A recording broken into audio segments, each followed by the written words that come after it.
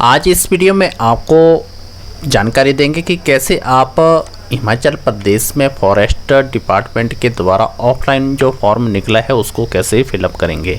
उस फॉर्म के साथ आप कौन कौन से डॉक्यूमेंट अटैच करेंगे और कहां पे आप सबमिट करेंगे।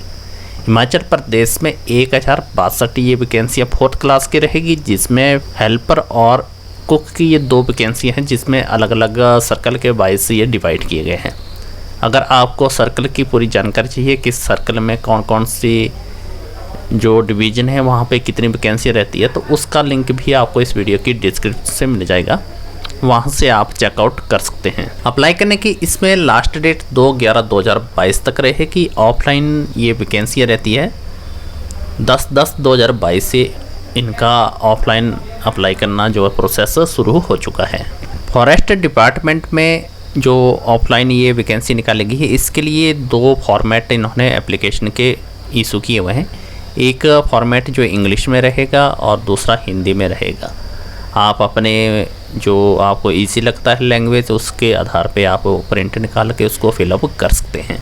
इस एप्लीकेशन फॉर्म को फिलअप करने से पहले जान लें, अगर आप इंग्लिश लैंग्वेज वाला फॉर्म फिलअप करते हैं तो आप पूरे के पूरे जो भी फॉर्म में आप नाम, एड्रेस, हर एक चीज़ जो फिलअप करेंगे वो सारा का सारा इंग्लिश में रहना चाहिए। तो सबसे पहले ये आपका इंग्लिश फॉर्मेट का एप्लीकेशन फॉर्म है, जहाँ पे आप इस एप्लीकेशन फॉर्म को जमा करवा रहे हैं जिस डिवीज़न में, तो वह यहाँ पे आप उस डिवीज़न का नाम लिखेंगे। उसके बाद यहाँ पे आपका कैंडिडेट नेम पूछा जा रहा है, तो आप अपना नाम यहाँ पे लिखेंगे।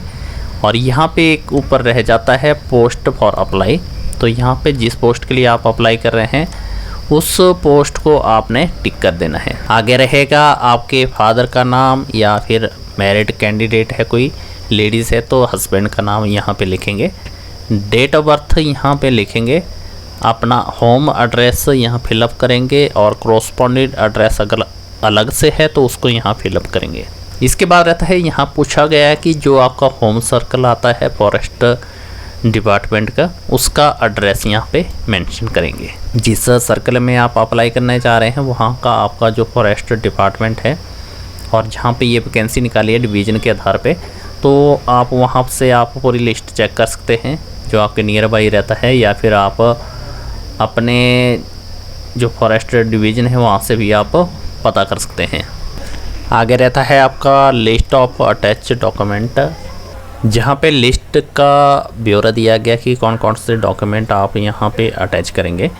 तो यहाँ पे पॉइंट नंबर 4 पे दिया गया है, और यहाँ पे आपके पास जो जो डॉक्यूमेंट है 1 by 1 यहाँ पे आपने उनके नाम लिखने हैं। इसके बाद यहाँ पे आपका मोबाइल नंबर रहेगा, जो कि यहाँ पे एंटर करेंगे। डेट एंड प्लेस, जिस स्थान से आप रहने वाले हैं वहाँ का नाम और डेट जब आपने जमा करवाने हैं, उसके बाद यहाँ पे आपने साइन करने हैं। जो कैंडिडेट हिंदी में फिलअप करना चाहते हैं हिंदी वाला फॉर्मेट, तो ये वाला फॉर्मेट वो निकालेंगे, और जो भी यहाँ पे आप इंफॉर्मेशन डालेंगे वो सारे के सारे आपने हिंदी में ही लिखेंगे।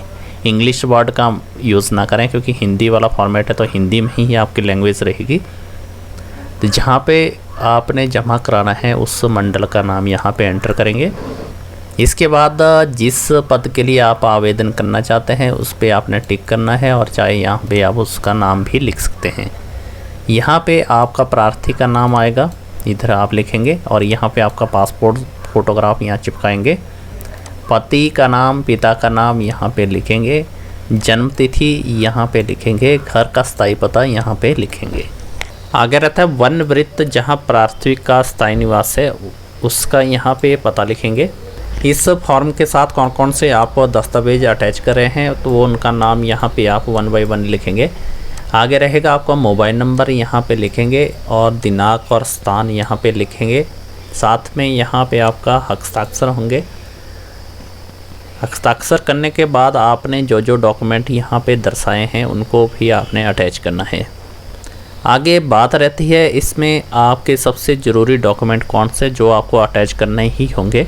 सबसे पहले आपकी लिस्ट ऑफ डॉक्यूमेंट में आधार कार्ड रहेगा, जो कि आपकी रेजिडेंस प्रूफ के लिए यूज़ किया जाएगा। इसके बाद आपका डेट ऑफ बर्थ के लिए आप म्यूनसिपैलिटी या पंचायत के थ्रू जन्म प्रमाण पत्र अटैच कर सकते हैं, या फिर 8वीं का स्कूल का सर्टिफिकेट भी अटैच कर सकते हैं। अगर 8वीं का नहीं है तो 10वीं का भी आप अपनी एज प्रूफ के लिए अटैच कर सकते हैं। तीसरा डॉक्यूमेंट रहेगा हिमाचली बोनाफाइड, जो तहसीलदार के द्वारा या नायब तहसीलदार के द्वारा जारी किया गया हो। इसके बाद 4th नंबर पे नॉन एम्प्लॉइज़ का कंपलसरी नहीं है, अगर है तो लगा सकते हैं। अगर जिनके फैमिली से एम्प्लॉइज़ हैं वो उनको ये नॉन एम्प्लॉइज़ का सर्टिफिकेट नहीं मिलेगा। इसके बाद रहेगा 10वीं का सर्टिफिकेट, जो आपकी क्वालिफ़िकेशन के लिए यूज़ होगा। कुक की वैकेंसी के लिए जो अप्लाई कर रहे हैं उनके लिए 6 मंथ का फूड क्राफ्ट का डिप्लोमा या सर्टिफिकेट और साथ में 5 साल का एक्सपीरियंस। बीपीएल फैमिली से बिलोंग करते हैं तो वो आप अटैच कर सकते हैं, एक्सपीरियंस है तो एक्सपीरियंस का सर्टिफिकेट अटैच कर सकते हैं। आगे रहता है इसमें जो आपके सिलेक्शन का प्रोसेस के लिए जो मार्क्स रहेंगे, जिसमें टोटल मार्क्स 10 दिए गए हैं। 10 मार्क्स में कुक और हेल्पर के लिए आपके जो मैट्रिक के बेस पे इसमें सिलेक्शन रहेगी, जिसमें आपका मैट्रिक सर्टिफिकेट के ही 5 मार्क्स दिए गए हैं। बीपीएल फैमिली से बिलोंग करने वाले को 1 मार्क्स मिलेगा। एक्सपीरियंस सिर्फ कुक के लिए, जिसके लिए 2 मार्क्स दिए जाएंगे। स्किल फिजिकल टेस्ट के लिए 2 मार्क्स दिए जाएंगे।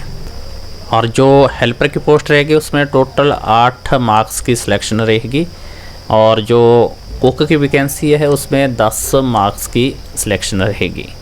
आगे रहता है इसमें 9000 कुक की सैलरी रहेगी, 5500 रुपया हेल्पर की सैलरी रहेगी, 6 घंटे का आपका वर्किंग पीरियड रहेगा। और आपके जो डॉक्यूमेंट होंगे जो आपने पोस्ट के थ्रू भेजने हैं वो कहाँ पे भेजेंगे आप, या फिर बाई हैंड भी आप सबमिट करवा सकते हैं। जो भी यहाँ पे सर्कल दिया गया होता है उसके आधार पे ही आपको, जिस पोस्ट के लिए आप अप्लाई कर रहे हैं तो उसका एड्रेस यहाँ पे इस तरह का दिया गया है, वहाँ पे भी आप अपने डॉक्यूमेंट सबमिट करवा सकते हैं। फॉरेस्ट गार्ड के लिए कुक की या फिर हेल्पर की पोस्ट के लिए आप अप्लाई करते हैं, उसका कोई भी फीस नहीं है, फ्री ऑफ कॉस्ट आप अप्लाई करेंगे। एप्लीकेशन फॉर्म के साथ अपने डॉक्यूमेंट अटैच करें ताकि आपके डॉक्यूमेंट और आपका फॉर्म जो है एक्सेप्ट हो सके।